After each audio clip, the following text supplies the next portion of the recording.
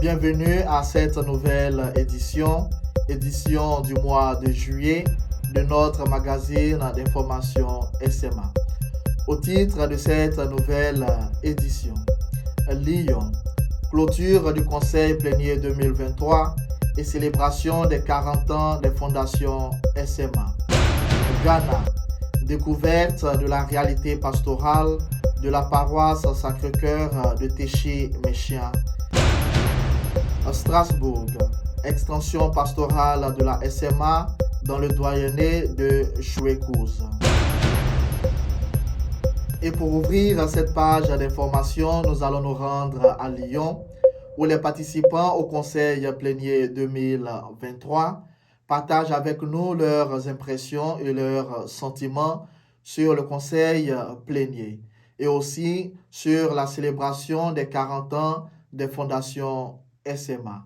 Un reportage de Dominique Wabiri. Débuté le lundi 12 juin passé, le Conseil plénier 2023, le dernier de ce mandat, s'est achevé le vendredi 23 juin dernier.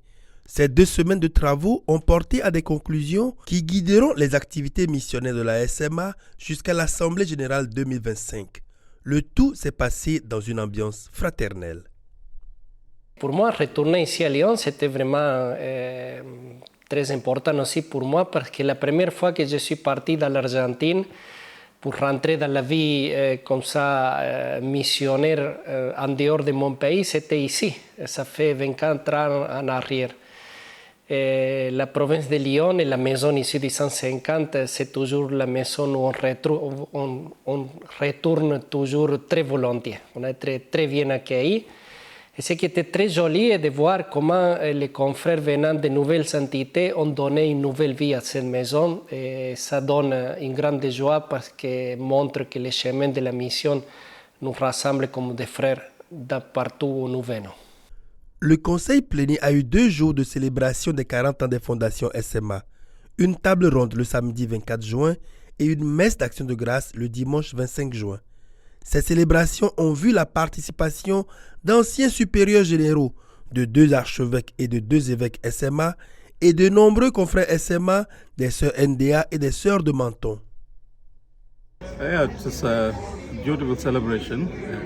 C'est une belle fête, la célébration des 40 ans des fondations de l'Afrique et de l'Asie. Et en Asie, aux Philippines et en Inde, nous avons une forte croissance. Surtout dans la province de l'Inde, nous avons 62 prêtres et 3 diacres. Cela fait 65 membres permanents. Je crois que c'est une grande croissance et nous recevons plus de jeunes garçons qui viennent à nous pour être formés pour devenir missionnaires. Nous remercions donc tous ceux qui sont venus établir une entité SMA en Inde. Nous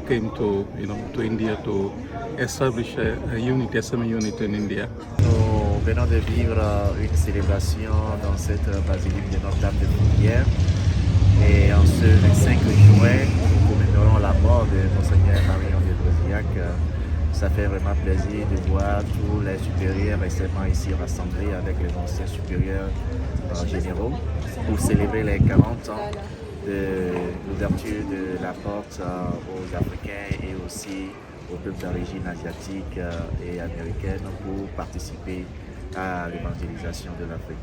Ce fut vraiment un moment très touchant, très émouvant, avec cette célébration de cette cohorte de prêtres, une 50aine de prêtres au moins. Et les fidèles étaient vraiment très émerveillés de voir cette célébration se dérouler ici.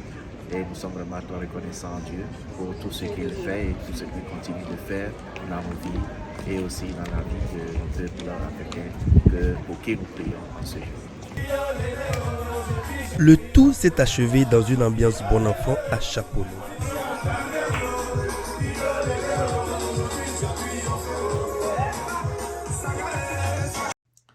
Direction maintenant pour le Ghana, où le père Denis Eti partage avec nous la réalité pastorale de la paroisse Sacré-Cœur de Téchi-Méchien.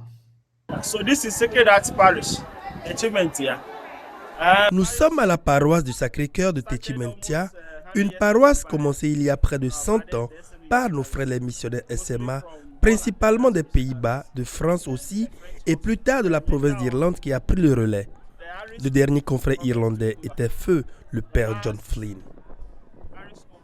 Nous sommes retournés dans cette mission en octobre 2021 et depuis nous gérons la paroisse. Cela faisait partie de notre résolution de mi-assemblée de 2019 de réouvrir certaines missions au Ghana et c'est une toute nouvelle mission que nous avons entreprise.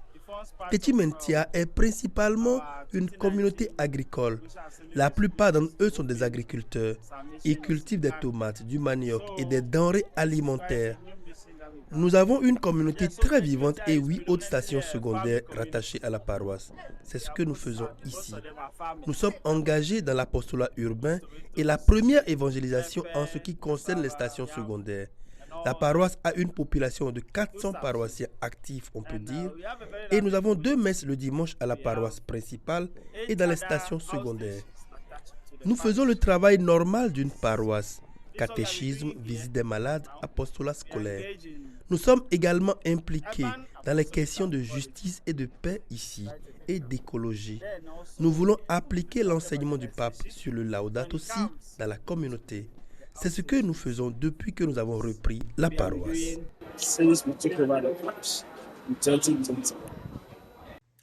Et maintenant, nous nous rendrons à Strasbourg, où la SMA s'est engagée en collaboration avec les sœurs NDA dans un projet d'extension pastorale. Un reportage de Georges Arokia. Que faut-il dire au sujet du projet de l'extension pastorale Missions africaines dans le doyenné de Chouaïkouz? C'est un projet porté à la fois par la province SMA de Strasbourg et la province de France des Sœurs Notre-Dame des Apôtres. Alors, en quoi consiste-t-il? Il consiste à étendre notre champ d'apostolat sur l'ensemble du doyenné de Chouaïkouz qui comprend 3 communautés de paroisses. Il y a Terre des Missions, dont Vaïprou est la capitale. Il y a Trouakoa à Bassendorf et la 3e communauté de paroisses de Chouaïkouz. Alors, dans quel but est-ce que nous voulons cette extension pastorale?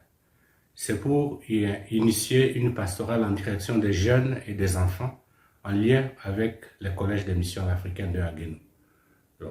Comment faire pour avoir les enfants à l'école et à la maison, étant donné que tous les 680 élèves de notre collège sont issus du bassin de Haguenou. Alors, 3 objectifs portent donc ce projet. Le premier, c'est faire l'unité pastorale au sein du doyenné de Chouaïkouz. Et le deuxième, c'est comment mener une pastorale missionnaire en direction des jeunes, comme j'ai dit, et pour accompagner les mutations missionnaires pastorales qui se posent actuellement dans ce doyenné de Chouaïkouz. L'accompagnement des jeunes couples, des couples fiancés, l'accompagnement également aussi des fidèles dans la prise en charge pastorale de leur communauté, que ce soit dans le domaine de la liturgie, dans le domaine de l'accompagnement pour les deuils, dans le domaine également aussi de la prise en charge matérielle. Nous sommes en Alsace en situation de concordat. Le plus souvent, les fidèles chrétiens ne sont pas sensibilisés à la dimension du don pour la paroisse, pour l'église et pour la mission. Voilà. Et le deuxième objectif est celui-là. Le troisième, c'est pérenniser l'héritage des missions africaines dans ce secteur-ci. Nous avons eu beaucoup d'anciens qui sont partis d'ici. Nous avons le collège des missions africaines, nous avons la chapelle, nous avons la communauté des pères. Alors, que faut-il faire dans 10 ans? Quel sera notre avenir dans ce secteur de Haguenou? Et ce projet donc porte la pérennité d'une certaine manière de notre présence à Haguenou. Donc, on les porte avec les sœurs NDA qui vont résider dans la paroisse de Chouaïkouz et qui vont mener donc une pastorale en direction essentiellement des jeunes et des enfants.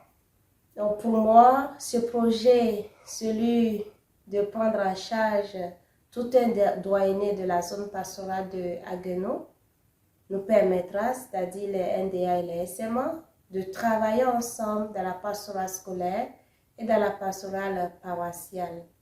Et cela peut permettre aussi un élan missionnaire auprès des fidèles, des collégiens, des enfants avec qui nous collaborons. Et à présent, les informations générales. Les sœurs NDA auront leur chapitre général du 8 juillet au 7 août prochain. Nous sommes invités à nous rappeler d'elles dans nos différentes prières. Et nous sommes à la fin de notre édition de ce mois de juillet. Nous vous donnons rendez-vous le mois prochain, toujours avec de nouvelles histoires, de nouveaux endroits. Jusque-là, portez-vous bien et que vive la mission.